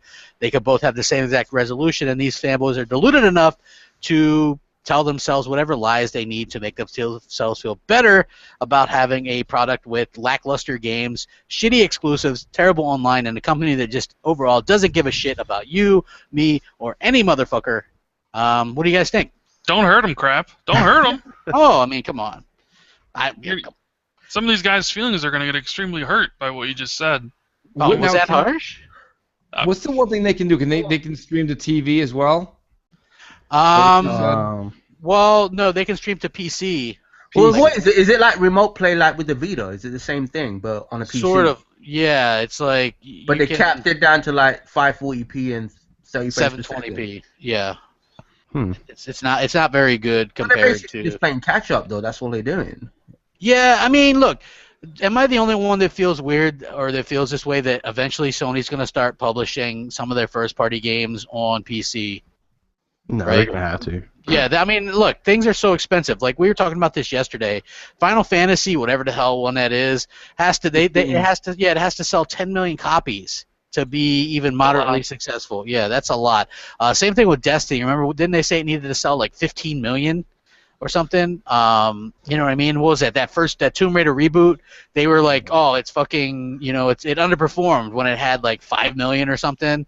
You know, like these games are getting really expensive. Realistically, I could see Final Fantasy 15 selling probably 4 million copies on the PS4 and maybe just 2 on the Xbox One. So I don't think there's a lot of Xbox fans interested in that game, man. Well, I am. I'm a fan. Did you like the demo? Yeah, I did. Oh, you did? I had the first demo that came with Final Fantasy Type O. That's the demo I preferred. That was the first demo. That was fire. Hey, Wolf, what did you like about the demo? Well, I just like the combat. You know, they have basically it's real time. It's not turn based like the old school Final Fantasy. Although I don't have a problem with turn based. I just like the art style mainly, and Final Fantasy is always known for a very great, compelling story. So I'm pretty sure. I've never played one, Wolf. I played the demo a little bit, and it's just like I can't get into it. You know what I mean? Like it looks pretty. It does. Like the game looks good. It's just it takes, I guess, more than graphics to kind of draw me in. Like there's not been very many JRPGs that really attracted me. You know what I mean? Like I like crap. What you just said though is an important line that a lot of people keep forgetting, and we kind of dance over it, and we've been doing it for 2 years. Is that's the whole point here? We got to stop with the game. Like, how do I put this? I don't want to mention names again, but there was people on Twitter that we all know, and they were like, "Did you guys see Uncharted 4? Wow, it looked great." And I'm like, "But why did you like it?" And they're like, "It just looked so great." And I'm like, "But when you get home, right, and you crack yourself a beer and you're sitting there, you launch your game, you're excited about playing it, like after the shiny mud and like, you know, so you can actually see the name of the cigar Sully's smoking. Who cares? Like, it has to do more than just look nice, right? And that's what you're getting at, you know. And we've all lost touch with that, and that's why I think Quantum Break's hitting home for a lot of people. Is because it's got the looks and it has the brains. You know what I'm trying to say? There's something behind it. And I don't know. That's my whole. I know you're going on, and that's what Final Fantasy. I think Final Fantasy looks really good, and it just seems to be very empty. The thing is, Mooch, we need more games like this on the Xbox because, like, we need that support from Japanese developers because we need that console to have a variety of games because the PlayStation 4 they got the JRPGs on lock. That's the thing, and we lacking those right now. Yeah, but you know what? I know. Like, you know, some of them are weirdo games like Persona 5. No. I won't go down the same path I usually do. Hear me out, okay? When you're a comedian, this happens a lot of times. Your favorite show, I know we're in 2 different countries, but like, there's a lot of comedians that are very famous in the United States, right, for TV shows, and then they're like, after 7 years, they decide they don't want to be stereotyped. So what they end up doing is they leave the comedy and they start doing serious roles, and then their career shits the bed. Yeah, but you gotta understand you have to. It's not a JRPG box. Yeah, but you have to understand perception-wise. Like people are gonna say, "Oh, you want JRPGs? Go to the PlayStation 4." So Xbox needs those. Yeah, but in this country, and you tell me how you guys feel, Wolf. But in this country, if you walk up to kids that are between the ages of probably 10 and 20, you'll be like, "Hey, do you want to walk around and feed a little Pikachu, or do you want to fucking grab a gun and shoot somebody's head off?" They'll be like, "Give me the gun." Like, my point is, so like in a game, you want to shoot somebody's head off. Okay, right? No shit. Thanks, crap. Thanks for the fine print. But no, what I'm saying is that basically, like, they want to have fun. Like, it's a shoot 'em up kind of mentality over here. If you even walk through the few arcades there are around here, the few arcades there are still shoot 'em up games and fighting games like Mortal Kombat. We're not playing. Let's go feed Pikachu and get on the magical umbrella tour and fly around. Like, nobody does that shit in this country. And the few people that are, look at Twitter if you don't believe me. They're weird fucking people. Okay? So does that mean I'm weird? Because I actually like the demo. Because I like No, you're not Kingdom weird Hearts. because you like the demo. Because this game actually reminds me a lot of Kingdom Hearts. But you know the thing about it does. I've never played that, but I do want to play Kingdom Hearts 3. I will admit that since it'll be the Xbox. I wish they kind of did like the remakes on Xbox One because I feel like if you were mostly just Xbox last gen, Xbox 360, you didn't play Kingdom Hearts probably. Yeah, so but I mean, I think a bit. How long, She-Wolf? I like I said, I listened to the show yesterday. How long has it been since you played Kingdom Hearts 2? Actually, I own it right now. Yeah, but how long ago? When you truly played it the first time and loved it? How long ago was that? Oh God. That game came out in 2000. I'm 28. So when I was Damn, it's all downhill from there. I can't even. Just you can round. It doesn't. I don't know. Probably when I was about 18.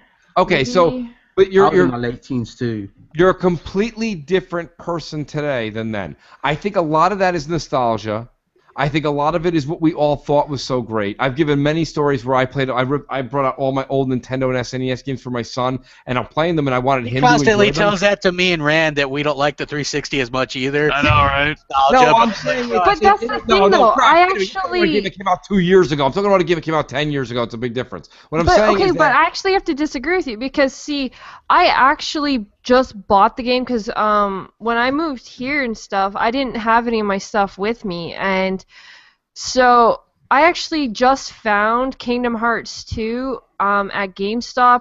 What was it, GKB, last year? Yeah. And I actually played it, and I still really enjoyed it. There's still that one stupid spot with the guy and the guitar and the water that drives me crazy, but I still had a blast playing it. So well, it's not that you don't like it. I mean, I still like to watch those crazy Christmas carols once a year too. I mean, like, you know, those Christmas shows, like, we all like the shit that we like as kids. You know what I mean? Like, I like watching Frosty with the kids once a year too. You know, but I don't want to watch it in July. So what I'm saying is just that, like, we gotta start to separate where we are mentality wise. Like She-Wolf, there's no bigger fan I know right now than you and The Division. Oh and my there's God. no separation in the world from playing as Goofy and playing The Division. So my point is that if I said to you, listen, when the new raids come out and everything next week come out, I'm going to say to you, no, you can't play tonight. Tonight you're going to be Magical Mickey and you're going to go play with the guy in the waterfall. And you're like, no,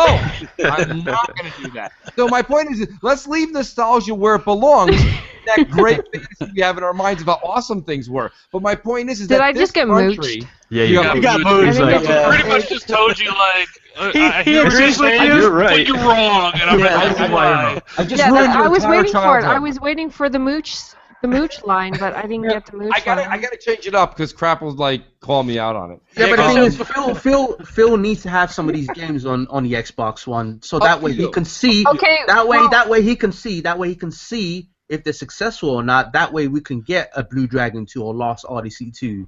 You know what I mean? Well, Kingdom Hearts 3 is coming to Xbox One. Yes, it is. So, Mooch, when that releases, ask me which one I prefer, The Division or Kingdom Hearts 3. Division. Well, I have to give you. Well, yes, I will definitely ask you that, but I will also like to pick one that's relatively new at the time as well. It's not fair to. Again, my whole thing is this. Like, I just think that like.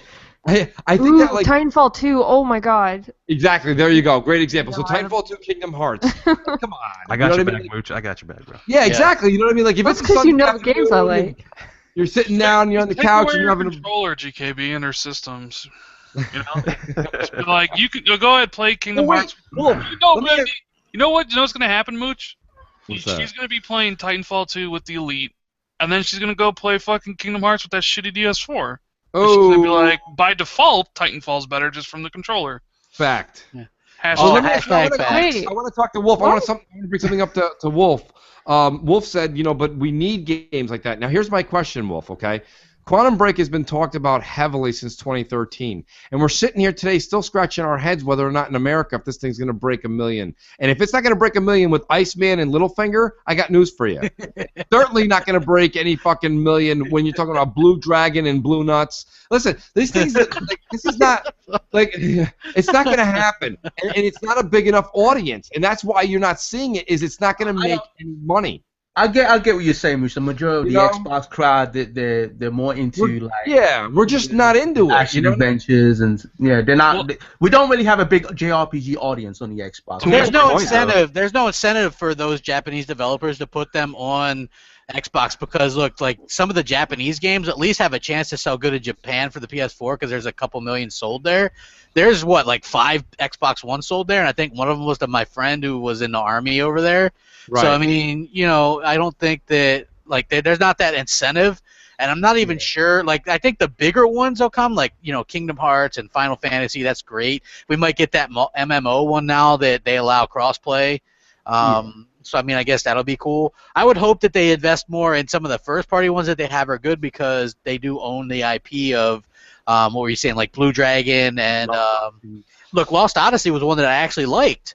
You know what I mean? Like that, and I don't like them. And I was 4 discs. You put that as your top 10 360 game. I remember your video. That was fucking. That was good. We still have the greatest Japanese game ever coming out. Scalebound. That's the game that is going to like kill all for me. You get to play with dragons. I think it's going to be a very good game. I think because I think they're taking the dragon element and a couple other things out of the Japanese strengths, and then they're putting the 4-person co-op, right? And it looks like they're going to have some shoot 'em up kind of aspects of it too, which are the American side. Now Rand, you know, I can't say he's Debbie Downer. That's Jeremy's gig, but like, you know, Rand being all down on saying it's going to flop. Listen, here's my thing. When Rand said that, I'll be honest with you, I have not stopped thinking about that. I never thought of Scalebound being a flop at all. Why do you think Scalebound's going to flop? Rand does. I don't. Well, okay, so I want to hear this. Platinum games don't sell well. Regardless, from anywhere. Like, how are they doing so many games? They never had the backing and like for the marketing and everything. Like Microsoft, like with them. Can I ask a question? How are they doing so many games this generation? Right? They've done Bayonetta 2. They did Wonderful 101. They have like 3 teams. Oh, okay. I was gonna say because they were real. I mean, they're doing that Neo game or whatever, and they did the Legend of Korra, and then they got the Nier game. They did Transformers. They're doing the Teenage Mutant Ninja Turtles game. Transformers was great, man. I love Here's the thing. None of their games are good. Well, depending on the team that made it, but like they don't sell well. And as we just discussed, as we all just said, Japanese games don't really particularly sell well, or Japanese style games don't sell well on the Xbox. They never have, and they never will. If they get the same marketing budget as Quantum Break, I believe it could be a success. Scalebound could be big. I mean, it's all. I mean, I guess like they gotta pick the right time to release the game. If they can find a good release, I'd say spring 2017 is a sweet spot. Spring 2000. I'll say March. If it releases in April or March, just like Quantum Break, I mean, you can see Rand where it's got a hell of a fighting chance. No, I mean, I just obviously better than say at the end of the year this year. Right. But I don't know. From the first, I just think it has bomb written all over it. That's just me. That's just my opinion. The game could have like the same kind of praise as The Witcher did. And that's not saying the game world would with multiplayer. Great. I just don't think. Here's the thing. I don't think Xbox people, or the majority of people who play Xbox, are into that type of game, man. That's all I'm saying. It's got a leveling system, a looting system. It got a lot of hype when they showed the trailer too, man. So I don't know. I just don't think most people who play Xbox are just gonna look at that and just be like, nah, that's not for me. You know what? Even though I agree, Rand, and I'm on record as saying I think it's probably not going to sell great. I do think that maybe it'll have a little bit more attractiveness simply because it's 4-player co-op. Yeah. And I think that really kind of screams Xbox Live. Like I could see myself. It into another category, right, Crap? Yeah, like you know what I mean. Like to me, if it was a single player mode, it would fail. I truly believe that. But with it being with the co-op, I think it could. If people love The Division so much, I don't see why can't Scalebound be such a success. It's the same concept. Well, it's not really an MMO though. The Division is more based on an MMO style game with the whole open world and everything else like that, but the concept, just the RPG element, is pretty much the same. What was the latest fighting? I'm gonna quiz one of you guys because I have no idea. What was the latest fighting game that was exclusive to PS4? It came out about a month and a half ago. King of Fighters or was Street Fighter 5? No. I know that. It was Guilty Gear. It was something like with a Japanese name, like Guilty Gear. Whatever. It was like Guilty Gear Zerd or some shit, right? Well, listen, I don't know what it was, but anyways, I watched. Zobi made a show, and he was like pissed off at PlayStation Nation, saying basically, he got the numbers, and he's like 47,000 or 50,000 sold. My point is this, Wolf, you said it yourself. PS4 has those certain games on lock, and they do, and they're only selling 50,000 copies in the United States.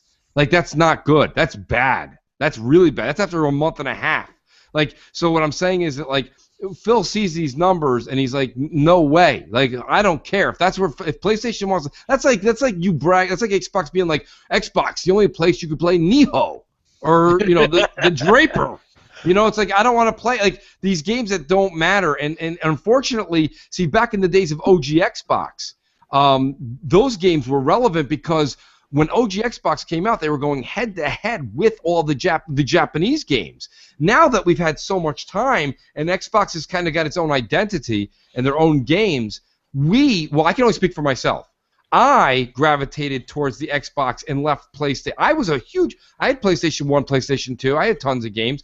I left PlayStation because I was like, ooh, I like what they're doing over there. I like shoot-'em-up games. That's more me. I'm getting older. I don't feel like playing the game where I ride a Pikachu into the sunset. I don't want to do that anymore. Like, I come home from a hard day's work, you get done, I want to be wrapped in a story. We're known as a shooter box. That's the thing, and we need to somehow get away from that image and show that there is a variety on the Xbox. And if you want a JRPG, it's on there. I mean, there's plenty of variety. It's on there. See, but there's plenty of variety. The problem is the variety is all in the indie games. Well, even the fighting games, like PlayStation, have that on lock. That's the thing. Like, you know, they got the Street Fighters, they got the Guilty Gears, the King of Fighters, and I'm hearing rumors that Tekken 7 may be exclusive. Hope not. If that's the case, that would really piss me the fuck off. But, like, that's known as a fighting machine now. Like last generation, it was the 360. All the Evo tournaments were played on the Xbox 360. Look at this guy. This one guy in the chat room right now, Riley Freeman. Neo is irrelevant, question mark, like laughing at me. He's laughing. This is what's so love funny. Killer Instinct. He's laughing at me. How can you not laugh at him? Who would say Neo is relevant in any kind of real sentence? Well, we do have Mortal Kombat. Like, to be honest with you, look, Guilty Gear sold like shit on the PS4. Nobody's going to buy King of Fighters. Nobody's buying them. Yeah, nobody's really buying them. I mean, they have them, but even Street Fighter, right? That sold like shit. It's $10 It was $10 Amazon twice within 2 weeks. It's $10. That game underperformed. Wasn't Sonic I'm just a fan. That's why I'm saying this shit. Maybe because I'm just a fan of fighting. Well, listen, none of this is at you at all. Personally, this is just the way I've been just looking at. You look at the trends, you look at the numbers, and I can only speak for the reason that I decided to go years ago from PlayStation to Xbox. And when I made that move, it was clear to me that I was leaving that behind. You know what I'm trying to say? Like, I knew I was leaving that behind, and I was totally okay with it.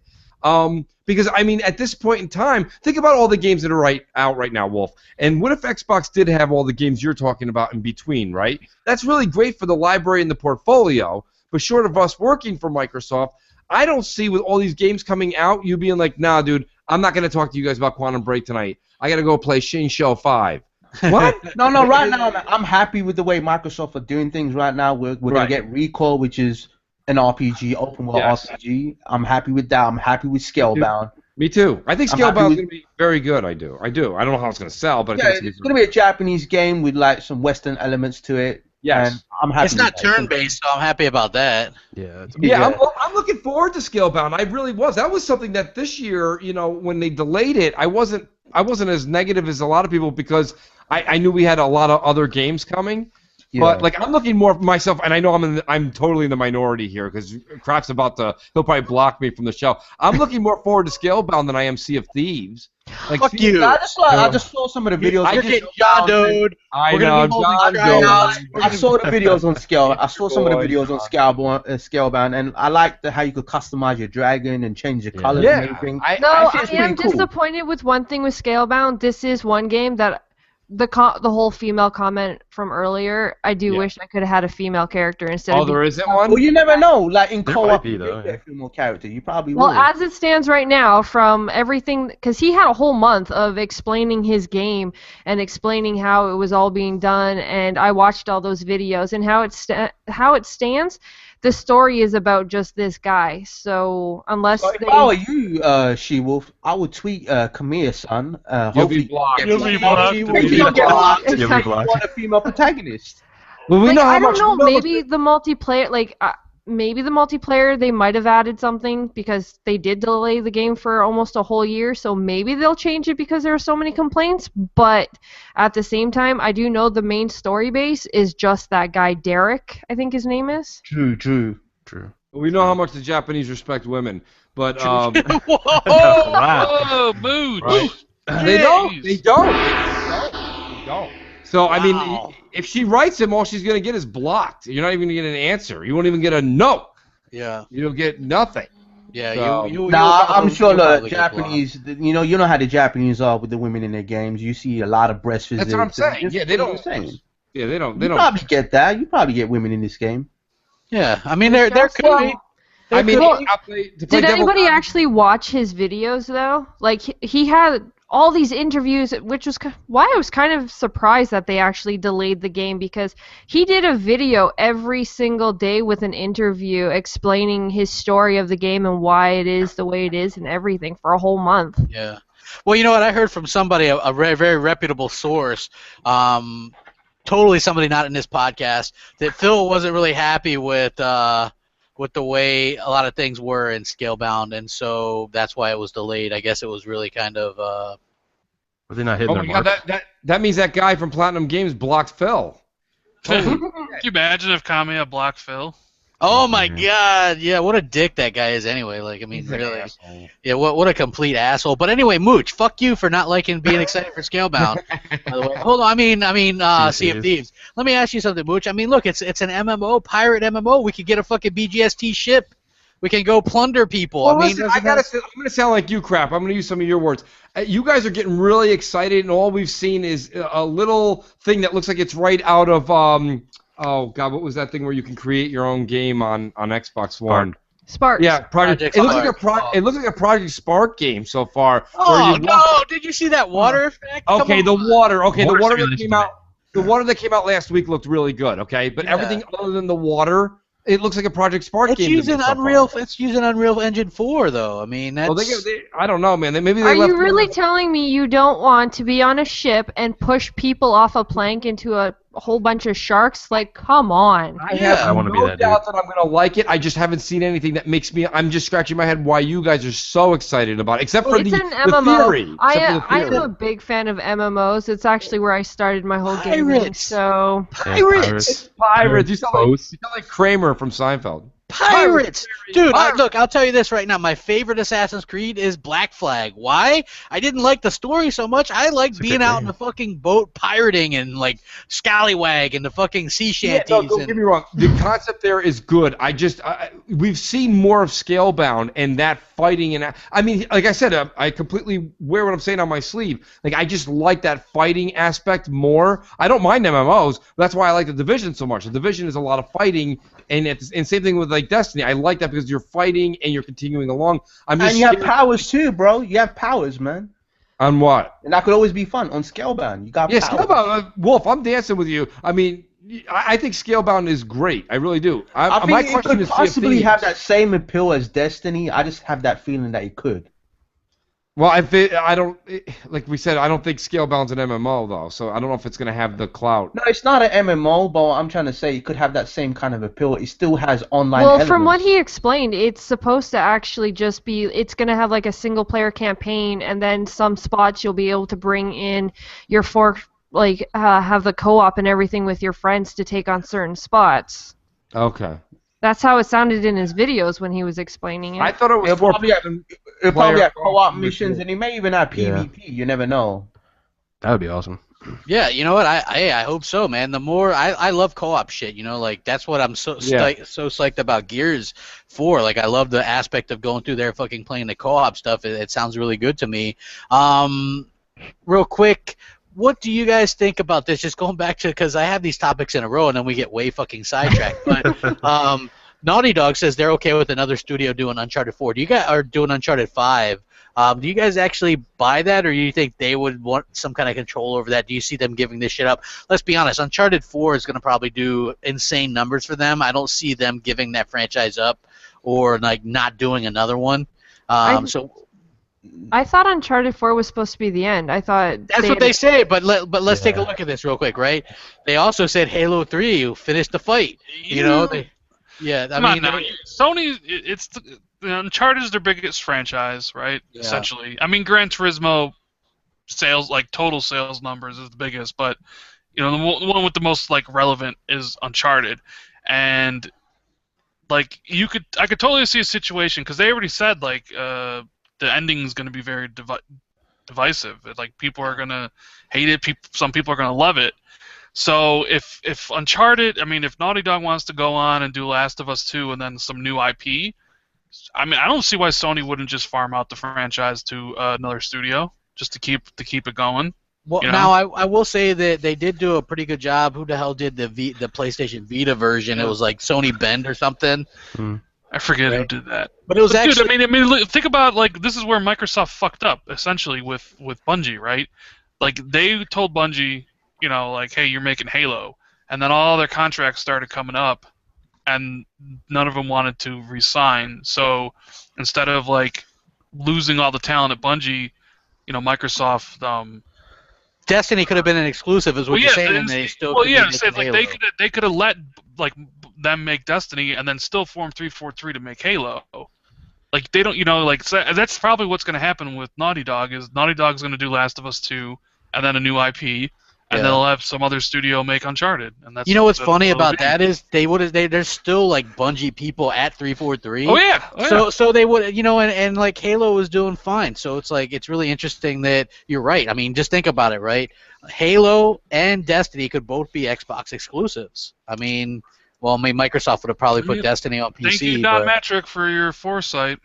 Yeah, Don Matrick, he's the man. Southbound's favorite person. Yep. I gotta get Southbound on here one time because he's always like, "Crap, you never invite me homes," and I'm like, "Yeah, dude, I keep forgetting." You know what I